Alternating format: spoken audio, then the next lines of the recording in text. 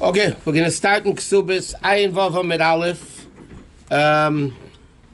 6 lines in the end of the page. Or in the Shusterman Gemara 7682, end of the first column. Okay, this Gemara we learned last week, but again, the continuation of the Gemara, we have to go back for it. Amar Rav Yehuda Mishmur, Rav Yehuda said the name of Shmuel. Okay? Hamachlav party b'chamer, if somebody exchanges a donkey for a cow. Umashu balachamer sapara, and the owner of the donkey pulled the cow. Now the din is, when he pulls the cow, the other guy automatically acquires the donkey. Right? That's the halacha. But but before the owner of the cow had a chance to pull the donkey, the donkey died. Okay? So now the case is, if you remember from last week, a guy's exchanging a cow for a donkey, the owner of the chamor pulls the cow. So by him pulling the cow, the other guy automatically gets the donkey. The only problem is the donkey died. Now, if the donkey died before that happened, then it was never a deal, right? If the donkey died a second after the kinyan was done, then tough luck. The new owner of the donkey was messed up by Hashem, so to speak. So the Mishnah said, what did Rav Yehuda Mishmul say? Al bala chamer lahaviraya, the owner of the donkey has to bring a proof she'chamer kayem, that his donkey was alive when he pulled the cow. The owner of the donkey pulled the cow. That's how he acquired it, right? And by that, he gave over the donkey to the other guy. So who's the burden of proof on? The burden of proof is on the owner of the donkey, was the owner of the donkey, who now pulled the cow. So he has to prove that the chamer was still alive at the time the acquisition took place. Okay? And he says, V'tana tuna kala, and the Tana of our Mishnah that deals, remember our Mishnah is talking about the girl, the guy doesn't know if the fault were before, the fault were after, if she's still in the father's house, the father has to prove it, if she's still in the chassan's house, she's already married, then the chassan has to prove it. So he says, and Shmuel says, that the answer to the question, the din that I said, the proof of it is from the Mishnah of Kala. And the Gemara is going to analyze which case are we talking about. So okay? When the buyer of the cow, the exchange pulls the cow, doesn't the other guy have to pull the donkey? No, first of all, the owner of the donkey pulls the cow, and the owner of the cow pulls the donkey because they're exchanging it. Right, so each once you acquire one, the other one automatically happens. Okay. So you can't have both of them. Yeah, like just keep both. So it happens instantaneously. Okay? But now, what? But the question is, when did the cow die? I mean, when did the donkey die? What? The owner of the cow wants to take back the cow because it was not a good deal. Right. So the burden of proof is not on him. Oh, what? The Gemara is going to discuss. Yeah, let's first see what he says. The Gemara is going to discuss why is the burden of proof on whom. Okay? And that's what the Gemara says. But bottom line is that he says that the owner of the donkey has the burden of proof. Okay? Okay. So Gemara says, hey Kala, which case of the Mishnah of the bride are we supporting it? Ilema Kala b'veisaviyah, if you're saying it's the case when the Kala was still in the father's home, and then the burden of proof is on the father that the blemishes happened afterwards, midami, you can't, it's not a similarity. Why isn't it? Hasam, in the case of the father, if the burden of proof is on the father, correct? Maisa avraya, the father is going to bring a proof, umapik, and he's going to extract money from the husband. If the father of the girl proves, who's the burden of proof on? The father of the girl. If the father brings the proof, he's going to extract ksuba money from the husband, right? But hacha, here, who has to prove it? The owner of the donkey, that the donkey was still alive Okay, but who has the cow now? The owner of the donkey has the cow. He pulled the cow. So here, he's bringing a proof. The owner of the donkey is going to bring a proof to keep the cow, not to extract money. So you can't liken it to the case of the Mishnah, when the Mishnah says, if the father brings a proof, the burden of proof is on the father, and if he brings a proof, he's going to get the ksuba from the husband. He's extracting money. Here, the owner of the donkey is not extracting the cow. He has the cow now. The only question is, does the other guy get the donkey? Was it alive or dead? It's the same idea. Yeah, but it's not the same. Different scenario. Keeping is... One is he's trying to get the money One from minute. the... Extracting the other one money he's trying to keep is what he has. harder than to keep money. We learned that already. For me to get money from you, halachically, is I need a stronger proof than if you keep the money, because you have it in your hand, it's yours. So, yeah, because of chazaka. So the Gemara says, okay, Amir Ababa. So the Baba says, Kadal bebeis chamia. Okay, so you know what the case is? Shmuel's din about the cow and the donkey is similar to the case when the girl is already in the father-in-law's house. Then the burden of proof is on the husband. The burden of proof is on the husband. That the husband proves that the blemishes of the girl took place before the shidduch. And then what happens? He keeps the ksuba money, he doesn't have to pay it. So that must be the case that Shmuel's talking about. If the husband proves that the blemishes were there first, then he keeps the ksuba money. Just like this case, the owner of the donkey proves that the donkey was alive, and then he keeps the cow. So that l'chayr would be the similarity. But the Gemara says, Akatile is still not similar. Okay? Why isn't it similar? He says like this. Okay, if you remember last week, we went into this slowly and patiently and for a long time. The question is, when did the girl get the blemish? Before the Kedushin took place. And then it's a bum deal. Then it's not a good Kedushin. Or did it happen after the Kedushin, and therefore it's the husband's problem? Correct? Now, if you remember last week we said a din, a girl is born without blemishes. Remember we learned last week, the girl has a chazaka of her body that there are no blemishes. There is a chazaka that she has no blemishes, which weakens the husband's claim. Okay? But here, okay, by the case with the father, what did Shmuel want to liken? Shmuel wanted to liken the case of the donkey, right? When the guy pulled the cow and the donkey, we don't know if it died before the pulling or after the pulling. Mm-hmm. But over there, there's no chazak against it.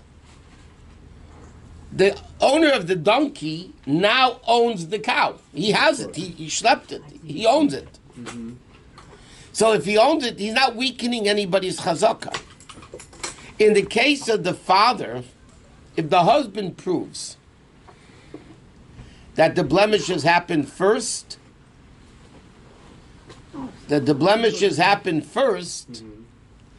so what he's doing is weakening a chazakah that the father had. In this case, he's not weakening anything. So again, the two cases are not really similar. Okay? So the question is, Shmuel said a din. A guy is exchanging a cow for a donkey. Okay? How do you exchange it? You pull one of them, the deal's automatically done. The owner of the donkey pulls the cow. But the problem is, all of a sudden the donkey died, or we don't know if it died before the deal or after the deal. Correct? So Shmuel says, who has to bring proof in that case? The owner of the donkey has to bring a proof that it was still alive, and then he's allowed to keep the cow. Because the question is, the owner of the cow says, give me back my cow. We exchange a cow for a donkey, but there's no donkey. So give me back my cow. Right? So Shmuel says that if the owner of the donkey, who has the burden of proof to say that the donkey was still alive, when he proves it, if he can prove it, I don't know how, if he can prove it, then he keeps the cow. If he doesn't prove it, he can't prove it, the cow goes back to the owner. Right? You can't keep the cow because it might not be his. Okay? So the Gemara said, what case is it likened to? That when the girl's in the father's house, in the husband's house, the girl's in the husband's house, and then the burden of proof is on the husband to prove that the blemishes happened before the kedushin. Then if he does, he keeps the ksuba money. He doesn't have to pay it. So the Gemara asks, but it really is still not the same. Because by the case of the ksuba, the father really does have a chazakah. So the proof that the husband brings is to weaken the husband's chazak, the father's chazakah, that the girl was born without blemishes. But here it's not like that. Here it's a whole different story. There's no chazakah either way. Okay. So Gemara answers another interesting answer. Amar of Nachum by Yitzchak, Kala beveis aviha. It's speaking not about the ksuba. We're not speaking about the ksuba.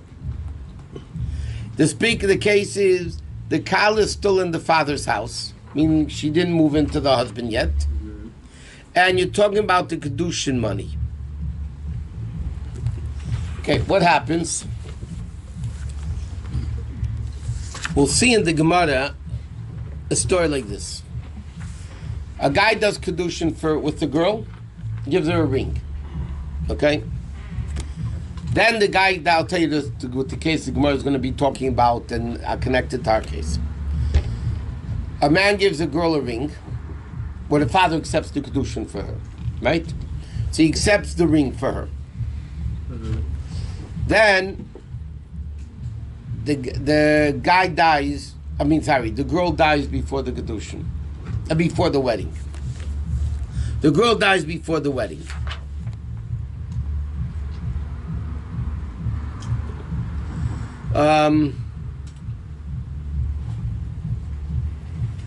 One second, let me just make sure I'm...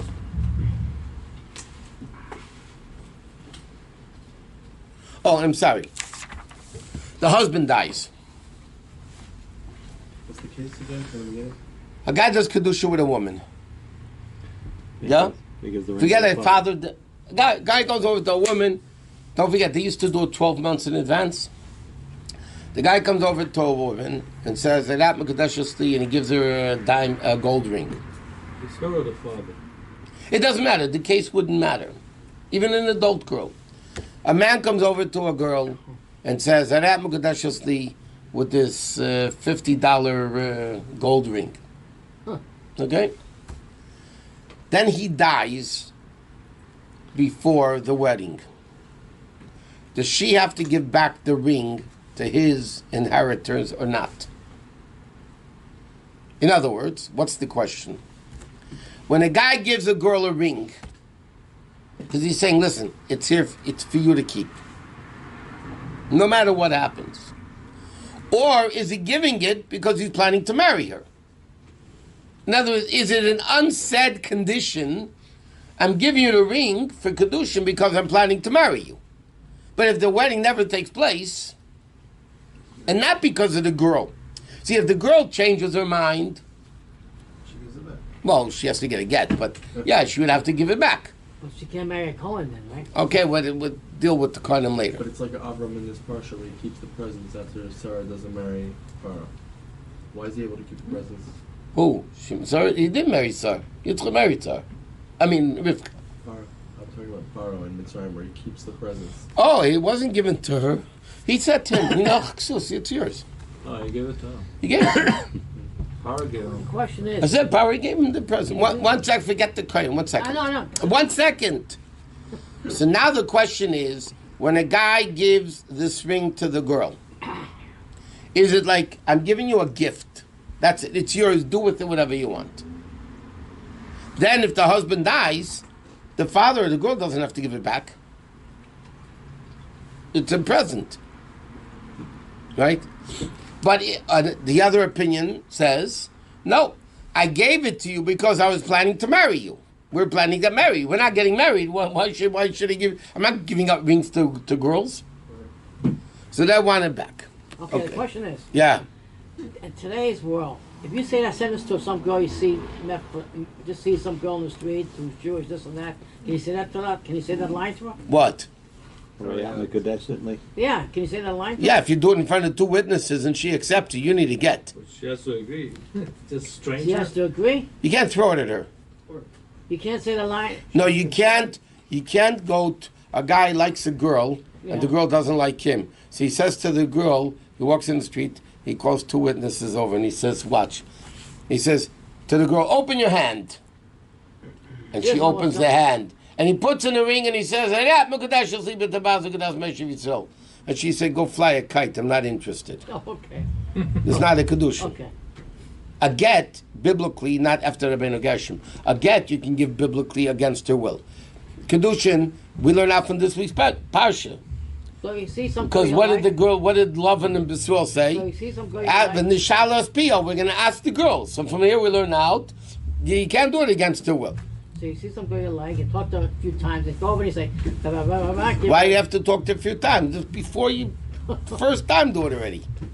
Love at first sight. Yeah. Okay, so now it says like this. So what's the case? The case is like this.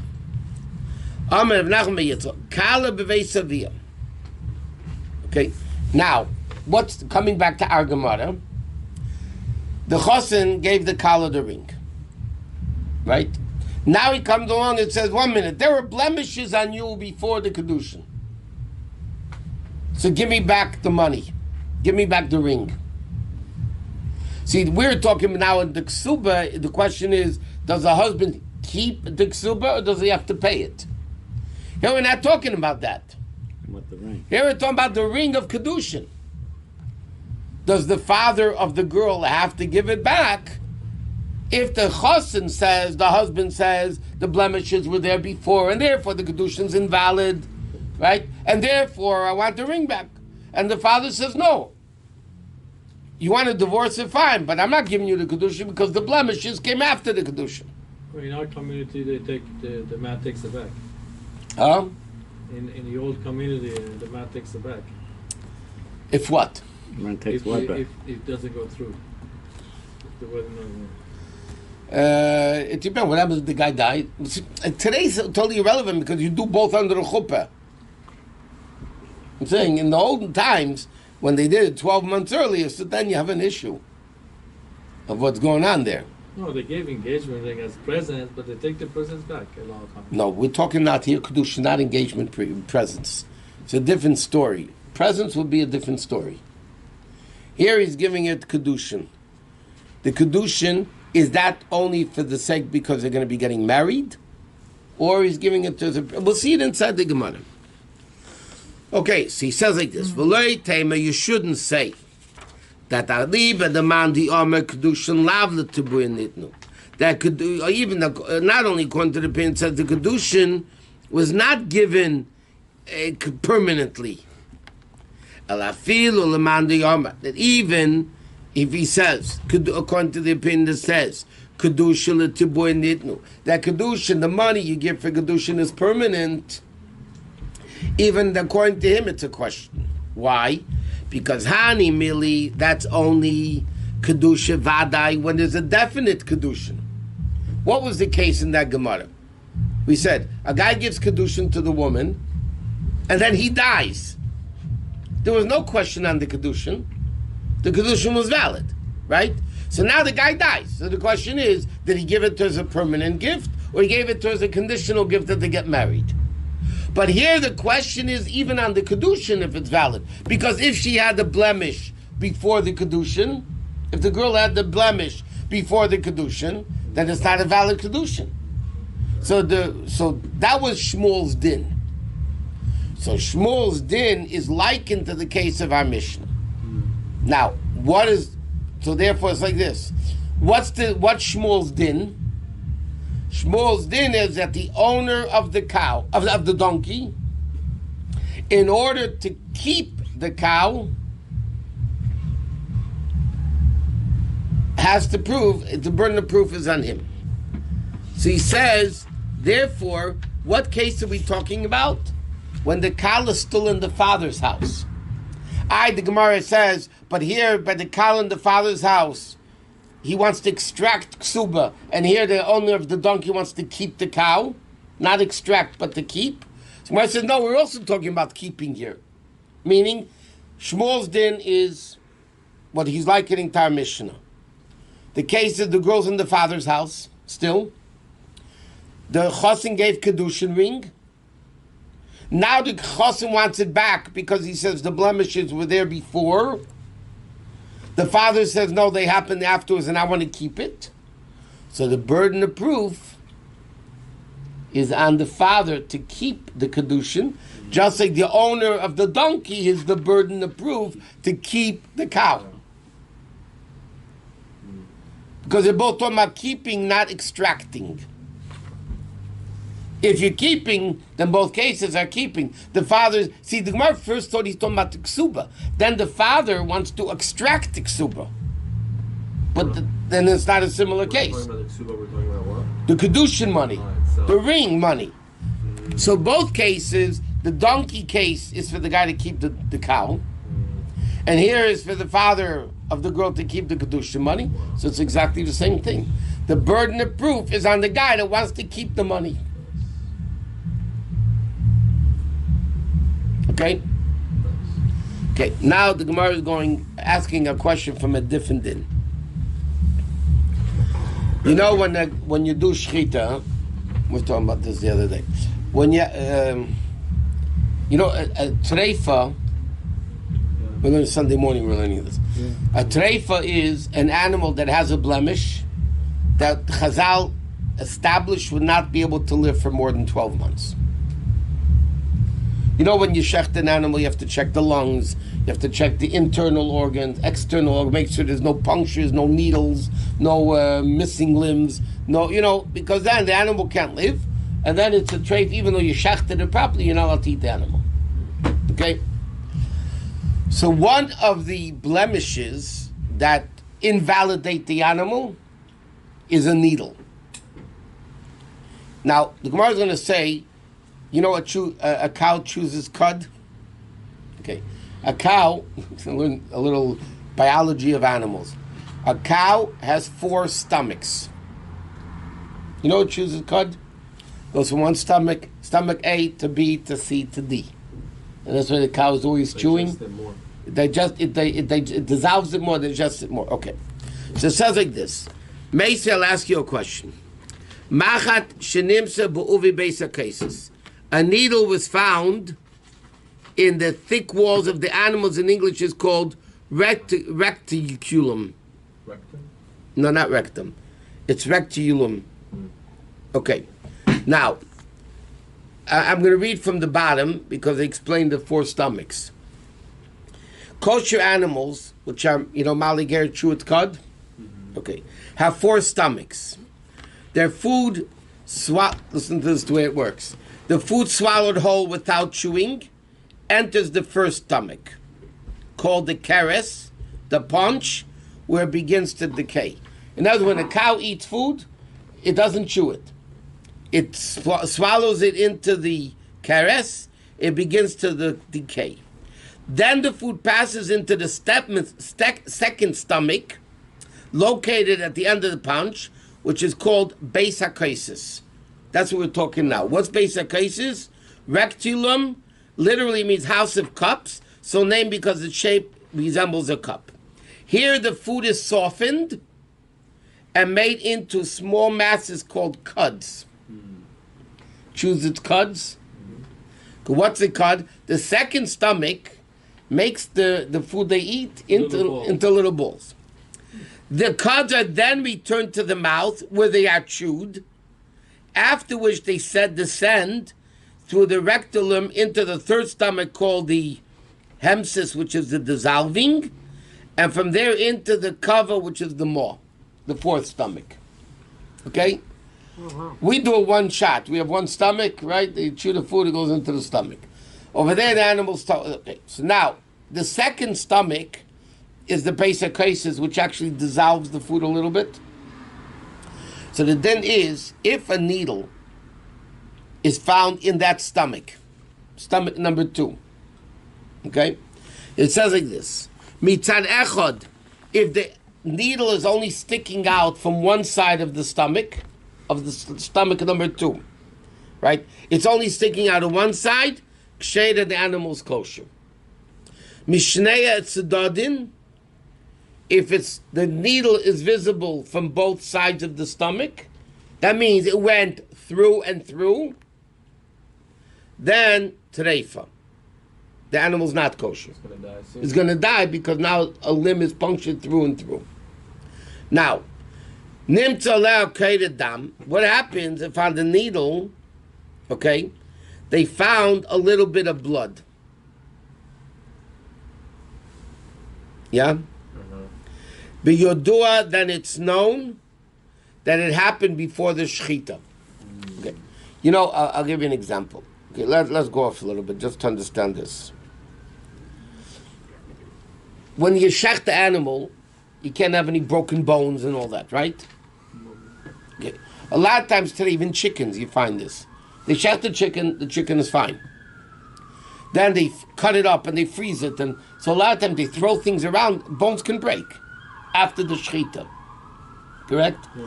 If they break after the shechita, that shechita is good. Shechita is kosher because when you shechted it, the animal is good. Then later it broke. It's like taking a knife and breaking it. Okay. If it happened before the shechita, those blemishes that would invalidate the koshering of the being kosher, so then obviously it's not good. Okay? So now the din is like this. You find the needle. If it goes through and through the stomach on both sides, the animal's strafe. Okay? Now, what happens if you find blood on the needle? Then you know for sure, maybe because the question, maybe the needle went through and through after the shechita. Maybe the needle was there, one side was closed and one side was punctured, so then it's kosher. Now maybe when the needle moved after the shechita, and then again it would be good. So Gemara says like, how would you know? If there's blood on the needle, then you know it happened before the shechita. If it happened before the shechita, then the animal's treif because the blemish was there, it went through and through, right? Now, if there was no blood on the needle, it's very simple, right? No blood on the needle. It's known, shechita. It's after shechita, and therefore the animal's kosher. Okay? It's a gashmistic thing to know. The Gemara is just telling you a fact. If there's blood on the needle, then obviously it happened when the animal is still alive. If there's no blood on the needle, and it goes through and through, then you know what happened after the shechita. Okay. Now, huglat piyamaka, what happened if there was a scab over the wound? Remember, the needle made a hole. Yeah, through and through. Yes? Now there's a scab on the outside of the stomach where the hole was. Sure, before. So he says like this, B'yodua, then it's known, sheshleishi yamim kedem hashchita, that this happened 3 days before the shechita. At least or exactly? 3 days. Okay? Okay, so therefore what's the din? What's the case over here? It's much a monetary question over here.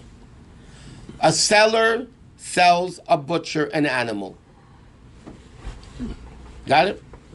Okay. If it's a treifa animal, I don't mean a pig, a donkey. If the animal has a blemish, then he sold him a bum animal. I mean, a rotten deal, a lemon. To make toys. I'm buying it to shecht. Yes? Yeah. And the guy says to him, the butcher says to the seller, sell me an animal as a butcher. What does a butcher do? A butcher has the sheikh and shechts it, and then he cuts it up and he sells it. Correct? Mm-hmm. Now the butcher comes along to the seller and say, 1 minute. This happened before the shechita. This happened 3 days. If there's a scab, then the Gemara says, when did it happen? 3 days before the shechita. That means if he bought the animal 2 days before the shechita, or 1 day before the shechita, he gave him a no good animal already. The fact that there's a scab means it's at least 3 days old. So if the butcher bought it 5 days ago, it's the butcher's tough luck, right? He bought an animal, it's his problem. He has to prove whatever. But if it happened, let's say there's a scab, so then the scab happened 3 days before the shechita, but the butcher only got the animal a day or two before the shechita. Then for sure he gives back the animal and he says, right? Okay. So if there's a scab, it's very simple logic. If there's a scab, he has to give back the animal. What happens if there's no scab? Now, the butcher says these holes, blemish, happened before you sold me the animal. Therefore, you sold me a no good animal, give me another animal instead. The seller says, no, it happened afterwards. Who's the burden of proof on? I received it. Well, the Gemara says, yeah. Whoever wants to extract the money, okay? Yes? Now, there's two possible scenarios here. He paid for it, he didn't pay for it. What do you mean he didn't get it? Took it on credit. Right. Not credit card. Right. No, credit card is called paying. Right. If I give you the animal, okay, I'm the seller, you're the buyer, you're the butcher, you pay me for the animal, okay? So now who has the money? Me, Right. the seller. So who's the burden of proof on? You, because you want to get back your money. Right. If you took it on credit, I didn't get paid for it. you didn't pay for it yet, so I'm asking you for the money. You're telling me, no, you told me a treif animal, I don't want it. Is it like you keeping the money? So the question is, can he extract the money? So the Gemara says, whoever wants to extract the money, That's a proof. so the Gemara says, hey chidami, iyav tabar dami. Now, if the butcher paid, right? If the butcher already paid for the animal, boila suyaraya, so the butcher has to bring a proof that it happened before the sale, umapik, right? And then he could take his money back. That's what this Bryce or Mishnah says, right? Mm-hmm.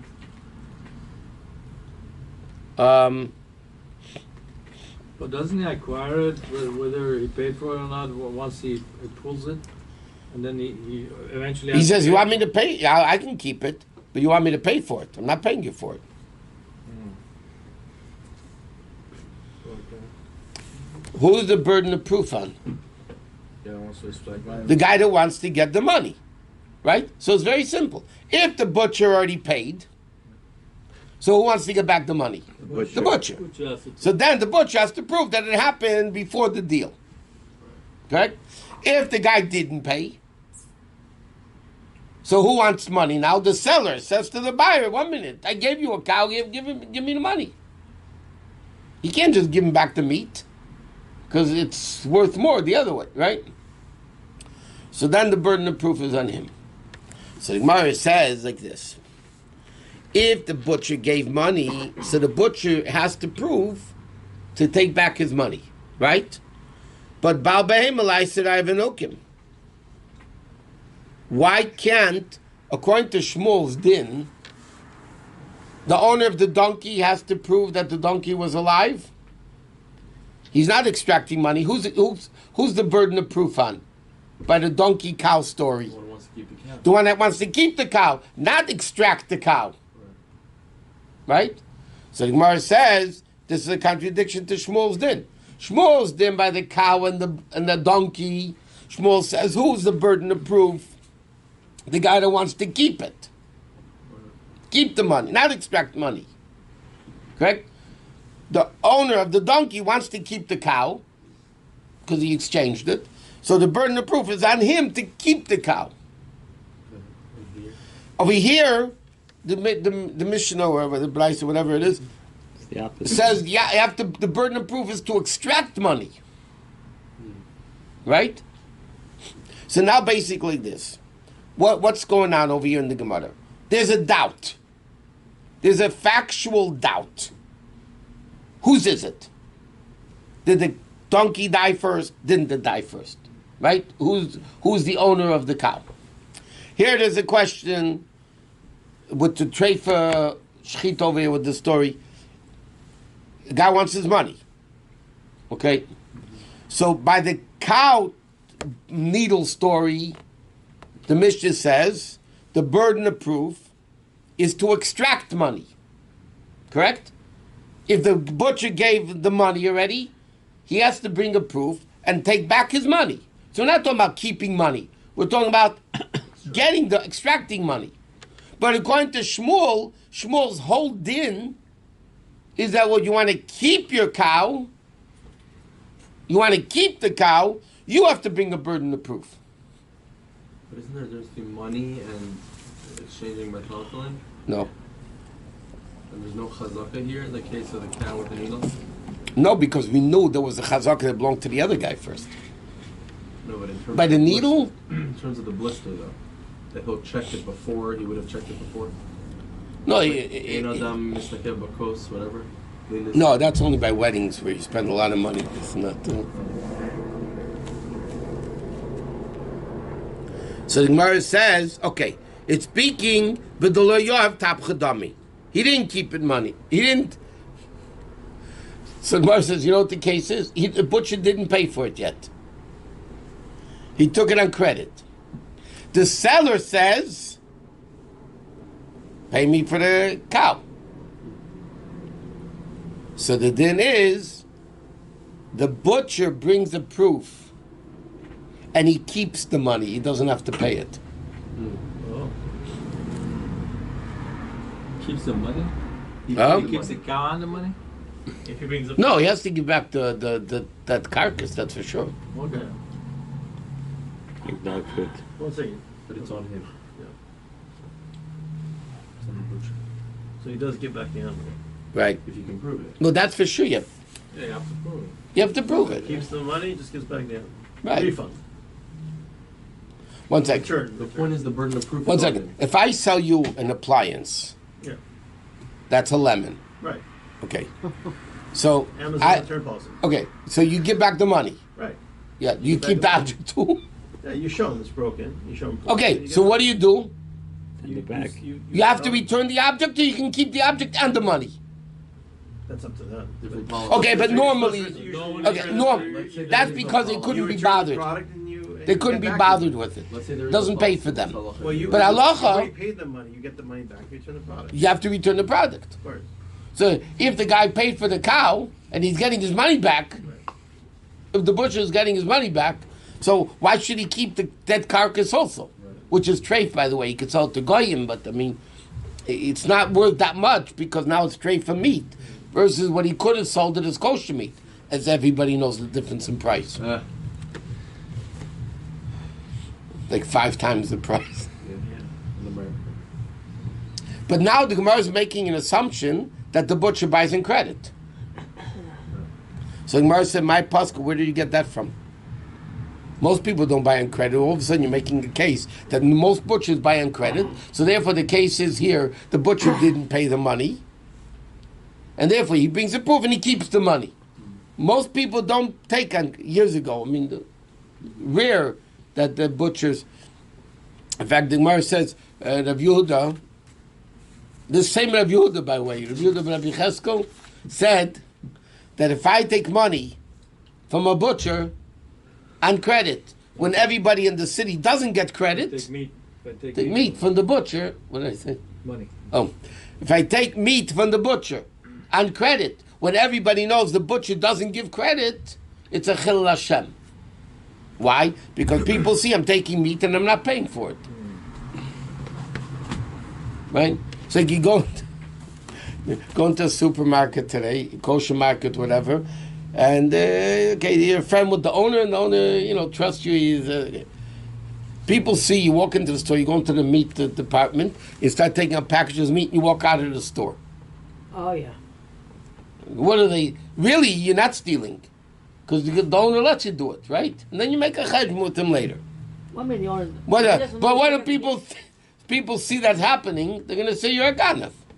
So the Yehuda, who's the Rav of that city, by the way, said that if I take meat on credit when nobody else in the city gets credit, it's desecration of Hashem's name, even though I'm not doing anything wrong. From here you see that I've proved many times. Chilul Hashem, desecration of Hashem's name, is not what you do, is the way it's perceived. You could be doing something 100% right. If it's perceived negatively, then it's a Chilul Hashem. But now, the Gemara says like this. This is, want to see brotherly love? We'll see in a second. Rav Yehuda b'Rabbi Cheskel, Stam Rav Yehuda, who said this in the name of Shmuel, about the donkey with the owner, and the donkey has to prove by the exchange. Okay, comes along, look, Yosef Rami bar Yecheskel. When Rami bar Yecheskel came back from Eretz Yisrael, he lived in Bavel, went to Eretz Yisrael and came back. He was Rabbi Yehuda's brother. Okay? He said like this. Don't bother to listen to the laws that my brother said in the name of Shmuel. He's all wrong. Wow. Shmuel. Let me tell you what Shmuel really said. Whoever has the doubt is created in his domain, all of lahavi raya, and he has to bring a proof. Tana kala, and that's the case of the kala. Meaning, like we learned before, Rav explained this before in the Gemara. If the doubt happened in the father's house, the father has to be burden of proof. If it happened in the chassan's house, the chassan has to bring a burden of proof. That's what Shmuel really said. He said, not what my brother was hacking at shining, this case, that case. He doesn't know what he's talking about, basically. He used to argue a lot, the two of them. That's why they lived in different countries. Huh? That's why they lived in different No, countries. but he came back to Bavel. No telephone. Yeah, so if we say this is a lemon, you got to prove it's a lemon. Yeah, but Shmuel's din, according to Rami by Cheskel, is that whoever the doubt is created, they have the burden of proof. The accuser. The accuser has the burden of proof. The accuser. Where it took place. Where they assume it took place. The one who's accusing that there's a problem is the one who has to... Yeah, but if the husband's accusing the No, but father, according to this, you understand, the whole Gemara is now changed. Because the way we learned before, what Rav Yehuda Shmuel said, the donkey exchange with the cow, the way Rav Yehuda said it in the name of Shmuel was, the owner of the donkey has to prove that the donkey was still alive. Correct? Okay? Now, according to him, according to Rami by Yecheskel, the burden of proof is on the original owner of the cow.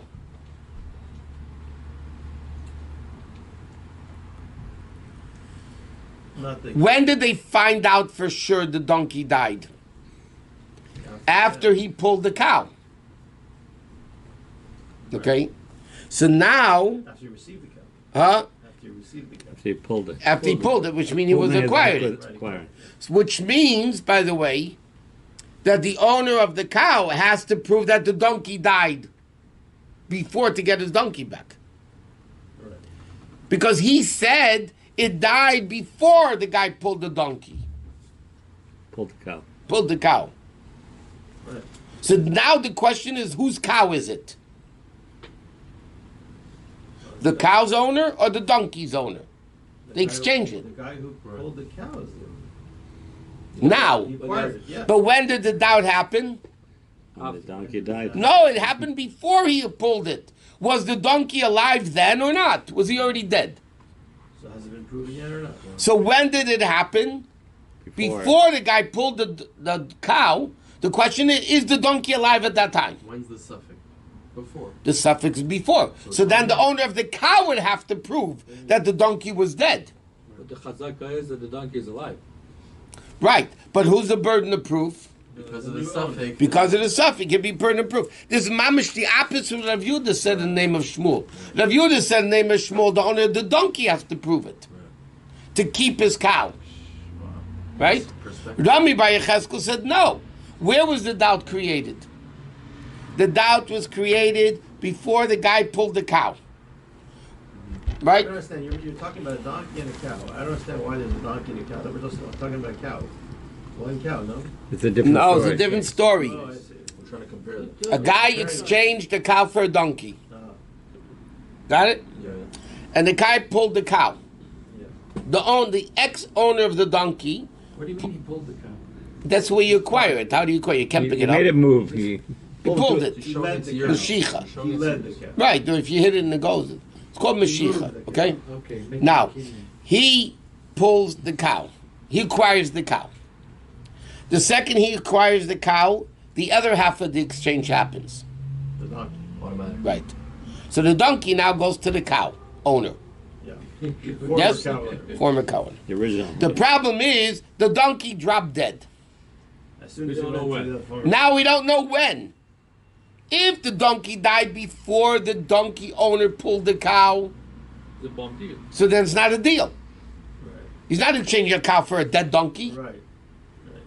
The other guy, so one guy says it happened, the owner of the cow. Now for sure the donkey is dead. That's a given. Yes, the donkey is dead. Yes. The question, did it happen before, did it happen after? So the owner of the cow says, 1 minute, the donkey died before. So give me back my cow. The owner of the donkey says, no, it happened afterwards. So after you acquired the donkey, it had a heart attack and died. Okay? So the first, Rav Yehuda Shmuel says, the owner of the donkey who now possesses the cow, right? Here the burden of proof is on him to keep the cow. And the Gemara asks all these bunch of questions on it. So Rabbi Yecheskel came and he said, my brother doesn't know what he's talking about. That's not what Shmuel said. Shmuel said the burden of proof is on the guy where the doubt originated from. Correct? Yes? Who's the guy that originated from?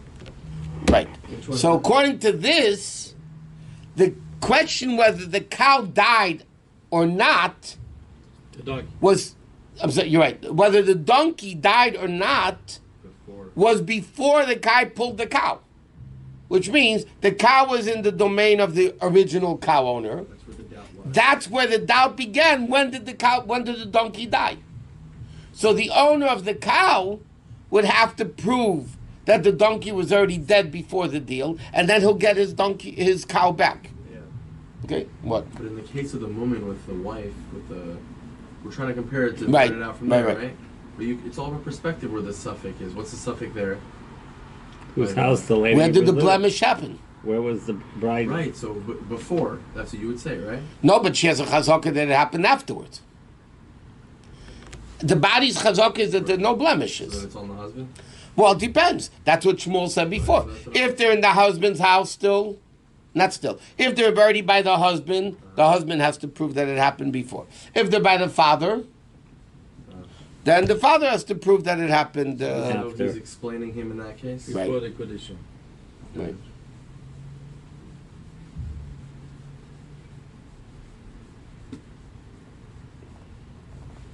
Okay.